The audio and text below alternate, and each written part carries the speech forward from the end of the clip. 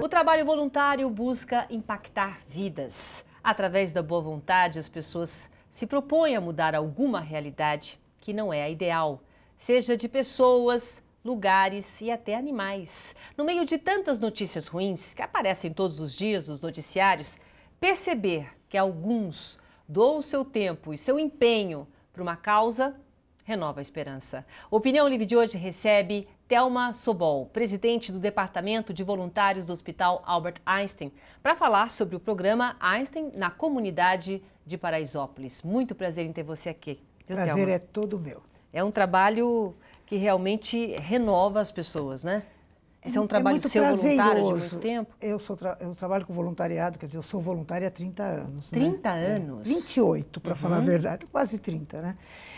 Eu acho que é um privilégio. Eu tenho uma frase que a gente usa muito lá no nosso voluntariado. Poder ser voluntário é um privilégio, poder trabalhar naquilo que você gosta. Isso rejuvenesce, isso dá prazer, isso faz com que a tua vida tenha um prazer de ser, tenha uma razão de ser. E tem um retorno rápido, no sentido de esperança que você passa para muita gente. Né? Na verdade, eu acho que o trabalho voluntário é mais importante para quem está fazendo do que quem está recebendo. Quer dizer, uma troca. É uma troca, porque na verdade, se você faz uma coisa que você realmente gosta e você sabe fazer, porque normalmente é como se fosse um hobby, você descobriu o hobby que você tem, né? Você faz com muito prazer, e você fazendo com muito prazer, você tem o retorno. E a pessoa, então muitas vezes a pessoa diz assim, puxa vida, você tem um turnover tão pequeno no voluntariado. No nosso caso, eu acredito que seja porque a gente tem uma gama imensa de atividades que possam ser desenvolvidas, porque a gente trabalha em Paraisópolis. Especificamente a gente está falando deixa eu mostrar, desse livro, A Força, quer dizer, virou livro, inclusive, né? Tanta coisa, A Força da Esperança, o poder transformador do programa Einstein na comunidade de Paraisópolis. Por que Paraisópolis? É a maior comunidade de São Paulo? Não. Lá é possível trabalhar melhor? O que acontece é o seguinte, nós estamos no Morumbi, Paraisópolis está no Morumbi, né?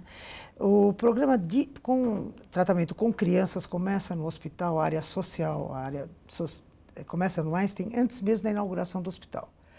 O hospital é idealizado em 55, aliás, esse ano está fazendo 60 anos, né? Nós tivemos agora uma grande festa, inclusive, de 60 anos do Einstein. Ele é idealizado em 1955. Em 69, quando já estavam começando a construir os prédios, a gente abre a pediatria assistencial. E ele só é inaugurado mesmo em 71, quer dizer, a gente começou com uma área social antes mesmo da inauguração do hospital. Até por conta da área onde está o hospital, da área onde estava, que é uma área que tem uma comunidade muito carente. Naquela época, o que aconteceu? Estavam construindo o estádio do Morumbi na década de 60, o estádio do Morumbi, o Palácio do Governo e o Einstein. Então, a Paraisópolis era uma fazenda e ela tinha sido dividida para fazer loteamento. Por causa dessas 3 grandes obras, começa a vir muita gente do Nordeste para cá, principalmente Pernambuco. E eles vão se localizando e vão se fixando naquela área. Trabalhar. Invadem Paraisópolis, invadem essa fazenda, né? Então, o nosso programa de atendimento a crianças, ele começa em 1969 atendendo a população que veio para trabalhar nessas 3 grandes obras, tá? Isso foi se desenvolvendo, quando foi em 1998, a gente percebe que dentro do hospital nós não estamos mais conseguindo fazer o trabalho de prevenção. A gente tinha um andar que a gente atendia, tinha um ambulatório e nós tínhamos um andar onde... Crianças, nessa época, só crianças, até 10 anos, tá? E a gente entendia que elas estavam sendo reinternadas muito frequentemente. Então, você atendia um caso de uma criança com desnutrição, você atendia, resolvia o problema, ficava um mês internada até se resolver. Ia para casa, depois de um mês ela voltava. Porque então percebeu que era uma estrutura inteira, não era a criança, a gente não ensinava a mãe. A gente não ensinava como se precaver, tá? Então, a gente tinha que buscar um atendimento que trabalhasse na prevenção da doença, né? Na prevenção e trabalhar com a saúde. Dentro do hospital, a gente não tinha espaço mais físico para isso. Então, como tinha sido voluntariado que tinha aberto a pediatria assistencial em 69, o presidente me chama e disse, olha, você tem que dar um jeito com esse negócio de prevenção, porque não está dando para a gente reinternar constantemente as crianças. Aí nós fomos em busca de um trabalho que fizesse esse tipo de trabalho num hospital tipo Einstein, que atende a classe A e a realidade, né? E com atendimento igual para a classe D. Não existia no Brasil inteiro. Então, nós tivemos que bolar algum trabalho. Viajei pelo Brasil, fui para Pernambuco, fui para Bahia, enfim, procurando alguma coisa. Aí nós acabamos contratando uma médica sanitarista, fizemos todo o mapeamento de Paraisópolis, porque a gente tinha que escolher uma região onde eu pudesse constantemente estar avaliando os meus processos. Tá, até como um exercício, sim, né? Quer dizer, sim. Seria um teste, na época seria um teste. Seria um teste. E no caso, o que aconteceu? Nós fizemos o censo de Paraisópolis na época. Na época eram 23 mil pessoas. Hoje nós estamos com 60, 70, 80, não sei quantas mil pessoas tem lá. Nossa. Cada um diz uma coisa. Mas na época cidade, né? É uma cidade, é uma cidade. Eram 23 mil pessoas e nós mapeamos, inclusive, por regiões, né? Então, Grotão, Grotinho, as regiões físicas, de forma física, o centro. Então, nós detectamos que o centro era a região mais desenvolvida, era essa a população que atendia, porque a periferia de Paraisópolis não conhecia. Eram crianças que viviam no meio dos ratos. Nossa. Então, no momento que a gente foi e conheceu, nós fomos em busca da criança doente. Nós tivemos uma busca ativa. Para poder trabalhar com a comunidade e ter espaço, nós fomos comprando áreas dentro de Paraisópolis. O voluntariado trabalhou que nem louco para poder fazer isso. Fiz show com o Roberto Carlos, que foi um amor, a Elba Ramalho, Carlinhos de Jesus, enfim. Comecei a trabalhar o lixo do hospital para vender. E com isso a gente foi comprando áreas. Hoje nós temos 5.500 metros dentro de Paraisópolis. Olha que maravilha. Depois desses 18 anos, 17 anos, nós temos indicadores. Mostram que realmente valeu a pena, né? Olha, e valeu a pena mesmo, né? Porque a gente tem alguns depoimentos para mostrar das pessoas, da própria população carente que hoje vivenciou esse programa. Vamos colocar alguns só para vocês sentirem, né, o clima.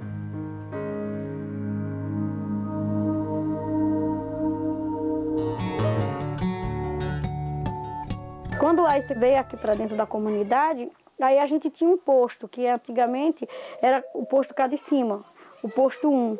Como o meu menino mais velho, ele nasceu com diabetes, aí encaminharam para lá. Foi assim que eu conheci o Einstein, e lá mesmo, quando eu levei o menino, lá já fiquei, os meus filhos, todos que nasciam ficavam lá. E também tinha aquele negócio de grupo de gestante que eu fiz, na época que eu engravidava. E daí foi erguindo e até hoje. Tem o quê? Eu tenho 16 anos que eu estou no Einstein. Os meus filhos estão no Einstein e eu também.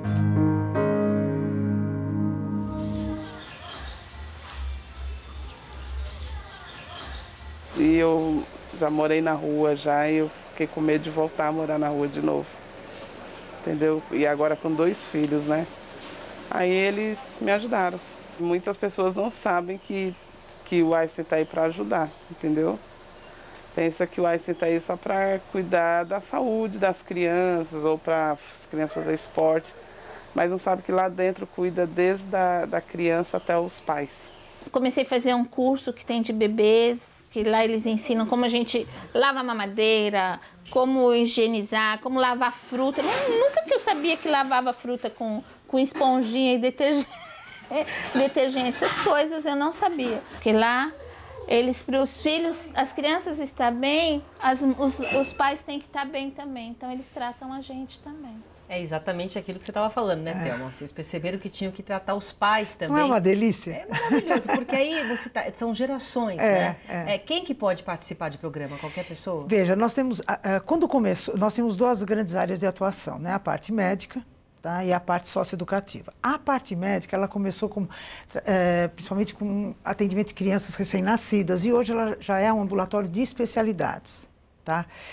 Mas é dentro de Paraisópolis? Dentro de Paraisópolis. Nós construímos lá. Alguns prédios. Nós temos 5.500 metros por volta de, acho que uns 6.000 metros de construção, né? Só para atender a comunidade. Então, agora, esse ambulatório, ele atende praticamente a zona sul inteira do Brasil. De Brasil? Desculpa, de São Paulo. São Paulo, ok. Oh, meu Deus. De São Paulo, né? É um programa já vinculado às políticas públicas, tá? A parte médica. Okay. A parte socioeducativa, ela trabalha mais com o pessoal de Paraisópolis, mas eu já estou querendo levar para outros lugares algumas das oficinas, tá? Aí nós trabalhamos com educação, com esportes, com capacitação, com artes, enfim, com uma série de atividades. E o que me encanta nesse programa é que ele é constantemente avaliado. Né? Por quem? Por vocês? Por nós mesmos. Nós temos os indicadores de cada uma dessas oficinas, são quase 90 oficinas, são 87 oficinas. A gente está constantemente avaliando. Os indicadores não só das pessoas irem se tem muito absenteísmo, não tem absenteísmo, enfim, mas o que acontece com essa pessoa depois, né? Acompanha todo o trabalho. Acompanha todo o trabalho, inclusive em termos de sustentabilidade, se realmente ela se apoderou daquilo que ela aprendeu, né? E isso pode ser revisto a cada 6 meses, né? Então, por exemplo, agora a gente está trabalhando muito com capacitação, porque é uma necessidade da comunidade. Né? E ajuda, principalmente, né, essa capacitação, ajuda a dar um trabalho para essas pessoas. Sim. É o que estava, não tem que ensinar a pescar, né? Porque, na verdade, nós temos, vamos dizer, a educação mais formal para capacitação e menos. Então, cabeleireiro, manicure, costureira, Para né? aprender profissão. Para aprender, às vezes mesmo ela ficar em casa, cuidando dos filhos e fazendo alguma coisa para ganhar dinheiro, porque muitas dessas mulheres, elas são os arrimos de família. São elas que precisam ganhar, né? Então, a gente vai atrás realmente de parcerias que trabalham com a gente. Nós temos, por exemplo, a Paiô, que ensina elas a fazerem unha, maquiagem, esse tipo de coisa. E elas saem com o emprego pronto, quer dizer... ou então abre o seu cabeleireiro dentro da sua casa, né? Então, a gente procura trabalhar sempre com a necessidade, com a comunidade, e não pela comunidade. Eu não aceito a palavra pela. Eu aceito com. A gente trabalhar em conjunto e sempre buscando a melhoria da comunidade. E a comunidade reage muito bem e sempre reagiu. Quer dizer, eles sentem, né? Porque a gente fica com aquele estigma de favela, então lá é tudo ruim. Não, a comunidade, as pessoas, elas aceitam e elas respeitam o trabalho. Nossa, olha, eu sinceramente, eu tenho às vezes até inveja, né? Quando nós fomos para lá 15 anos atrás, eu olhava aquele pessoal sentado nas suas cadeiras, aos sábados e domingos, suas cadeirinhas de praia, com aquela caixinha de madeira, tomando sua cerveja, né? E eu tinha uma inveja, porque na minha rua não podia fazer isso, né? Vendo aquelas mães segurando 2 crianças de mamar, a da vizinha. Aquela coisa bem de interior. A comunidade nos recebeu maravilhosamente bem, mas nós também soubemos como ir para lá. Nós pedimos permissão para poder entrar. Certo? Não é assim, às vezes eu fico um pouco irritada, Silvia, quando alguém diz assim para mim, o que é bom para mim é bom para os outros. Não é verdade. Nem sempre é verdade. Não é sempre. Você pode ter como parâmetro, tá? Mas não como uma verdade, tá? Eventualmente, a minha vontade não é a mesma do outro. Né? Me lembro quando nós fomos para lá e a PUC, o Centro Acadêmico da PUC de Direito nos procurou, que queria ajudar. E aí eu chamei os líderes comunitários da época, sentamos numa sala e começou a se discutir o que eles queriam que os estudantes fizessem. Eu não tinha ideia, eu pensei, vai ver que eles vão querer SUS, NPS, alguma coisa. Não, eles queriam ser donos da terra. E foi naquela sala que começou a urbanização de Paraisópolis. Do Centro Acadêmico da PUC, com os líderes comunitários, eles pedindo, por favor, nós queremos, o Capião, eu não entendo, sabe, foi assim uma coisa, e a coisa tomou um vulto tão grande, foi indo, que acabou, há alguns anos atrás, o Serra assinando a urbanização de Paraisópolis. Exatamente. Quer dizer, foram coisas que foram crescendo e foram se desenvolvendo. Tudo realmente com vocês, entendeu? De alguma forma, abraçando. Ajudando a comunidade, mas sempre respeitando a comunidade, porque ela tem a vontade própria, ela tem necessidade própria dela.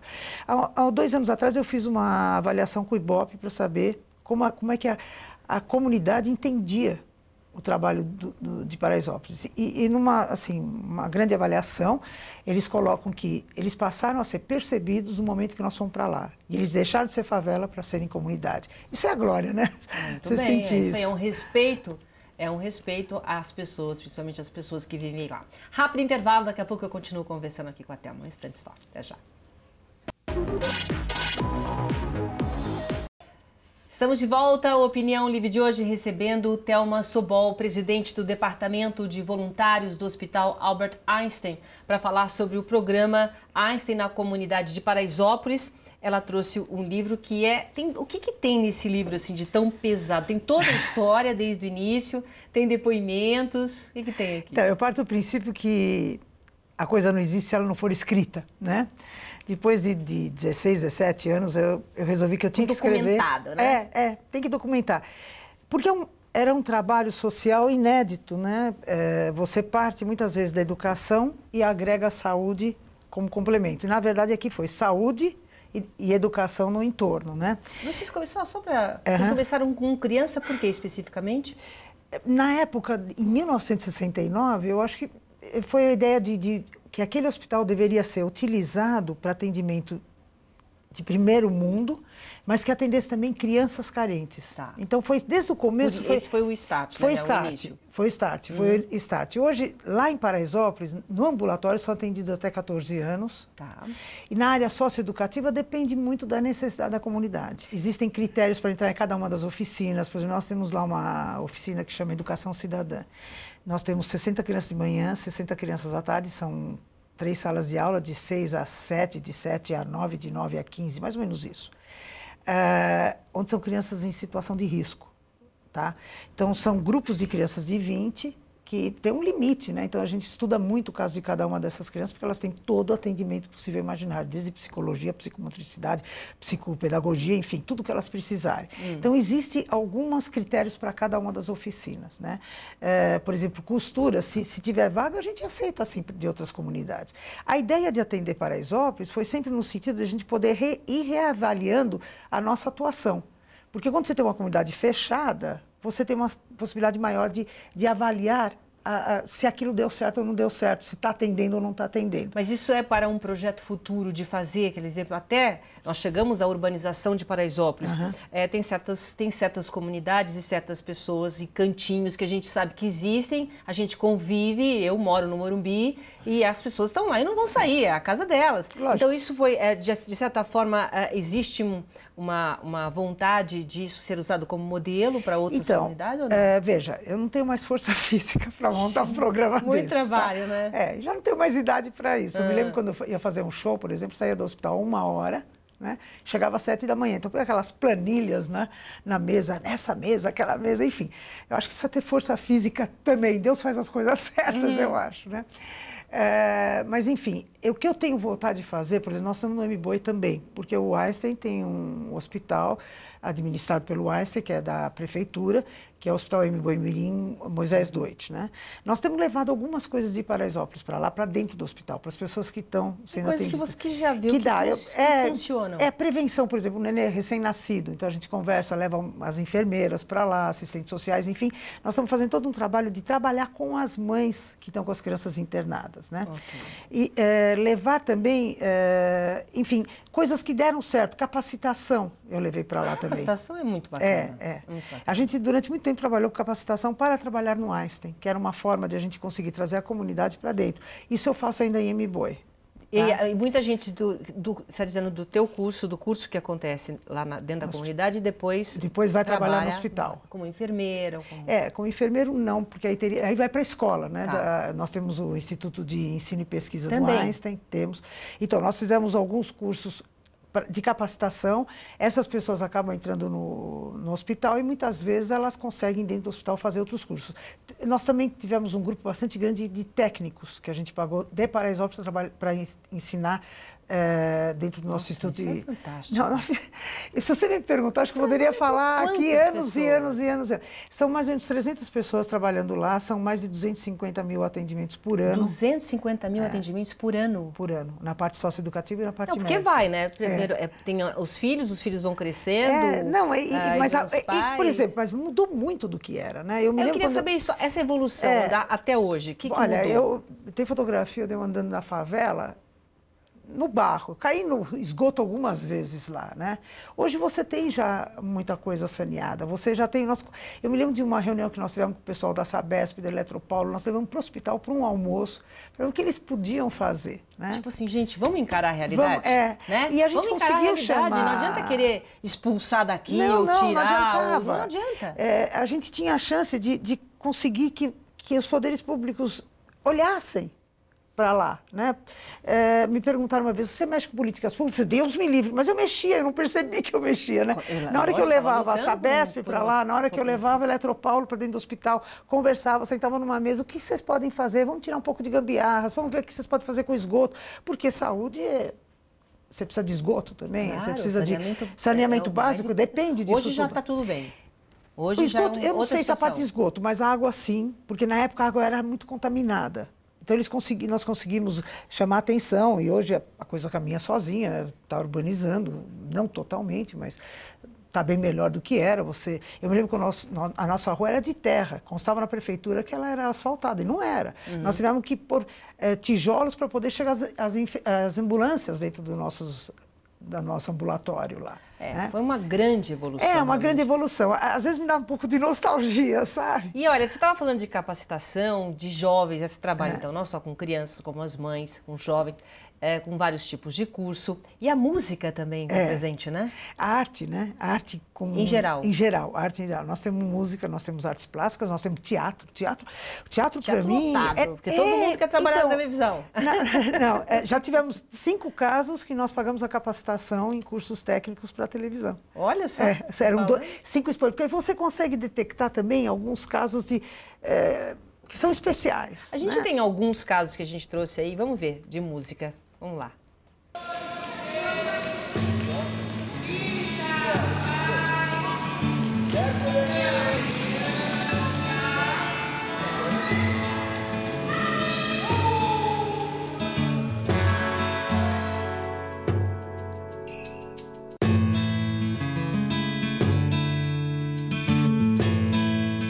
Minha mãe conta que há 16 anos atrás o Einstein estava inaugurando e eles estavam chamando as pessoas daqui para trabalhar lá. Aí ela foi com as amigas dela, só que ela acabou ficando até hoje, entendeu? Ela participou do primeiro grupo de gestante comigo na barriga e começou a trabalhar lá, em 97. Só nos 6 anos que eu comecei a fazer esporte. Com 7 eu entrei na capoeira, com 8 na música, com 10 anos eu entrei no teatro e coral eu entrei ano retrasado.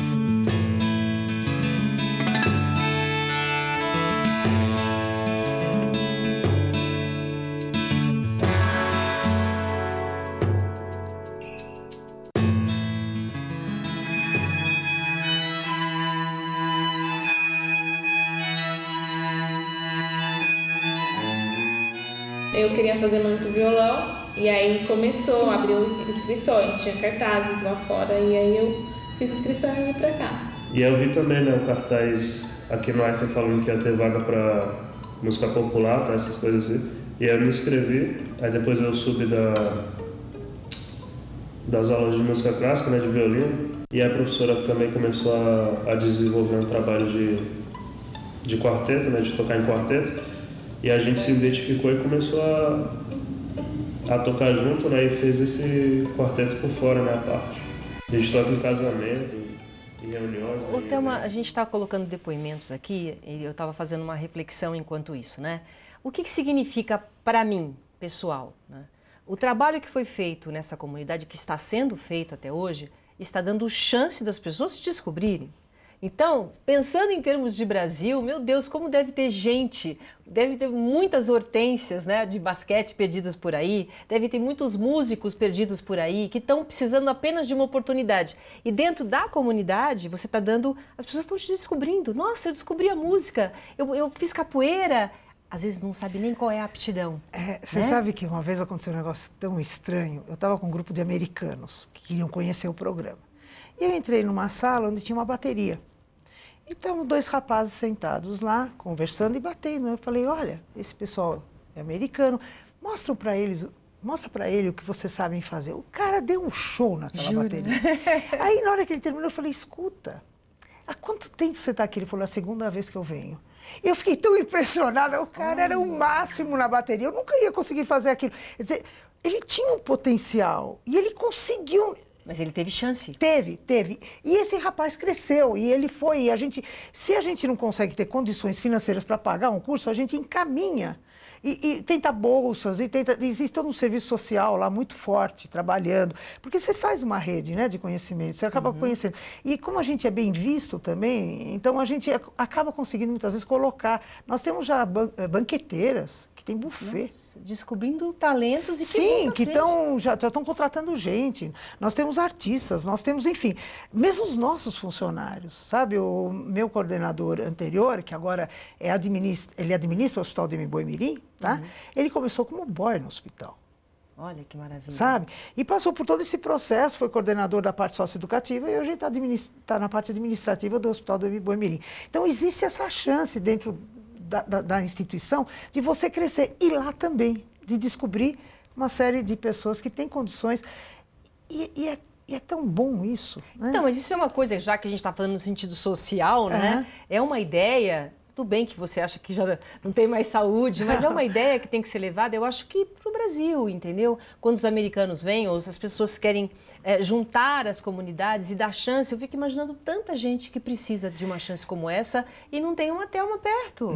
Não fala que é a Thelma, nós somos um grupo, né? A Thelma representando um grupo, entendeu? Na verdade, eu acho que pense dessa forma. Na verdade, eu acho que Deus foi extremamente bom comigo, sabe? Eu sou uma pessoa extremamente privilegiada, né? Poder conviver e poder sentir uma transformação dessa, ter o prazer, a palavra para mim é prazer.